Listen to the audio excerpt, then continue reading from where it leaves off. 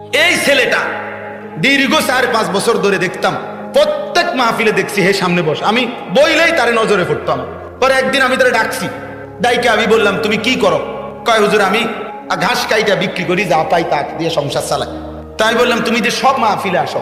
কয় হুজুরে যখনই আপনার কোনো পোস্টার দেখি, কয় আমি তখন এই ঘাস কাটার টাকা থেকে একটু একটু টাকা জমাই, কয়টা টাকা জমাইয়া গাড়ি ভাড়া মিলাইয়া রাখি, আপনার ওয়াজ শুনতে যাও। তাই বললাম যে মাশাআল্লাহ। তো আমি বললাম যে তো আর কিছু কইবানি? কও যে আমার জীবনের একটা স্বপ্ন আছে। আমি বললাম কি স্বপ্ন কও? আমি 10 টাকা 50 টাকা করে জমাইতেছি, আল্লাহ যদি আমারে কোনোদিন তৌফিক দেয় আমি আমনেরে আমরা এলাকায় দাওয়াত দিয়ে নিমু, ওয়াজ করাম।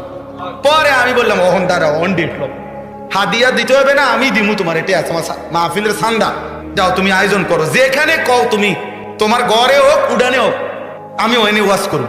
আশ্চর্য, তার দাওয়াতে আমি গেছি মাহফিলে, গিয়ে দেখছি ওই গ্রামের মানে ওই উপজেলার সবচেয়ে বড় কলেজ হাই স্কুল মাঠ, যেটা বিশাল মাঠ, এই মাঠে এই ছেলে মাহফিল মানে আয়োজন করছে। আমি গিয়া দেখি একেবারে যদি কম হয় মানুষ 15-20 হাজার, স্টেজে যদি একেবারে না হয় হুজুর 300-400 হুজুর হইব, হুজুর বড় বড় হুজুর সব, খেলাফত মজলিসের যিনি কেন্দ্রীয় আমির উনি বসা পাশে। তাই বললাম কিরে কারবারটা কি তারে?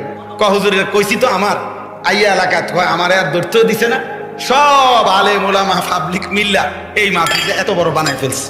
তাইলে দোস্ত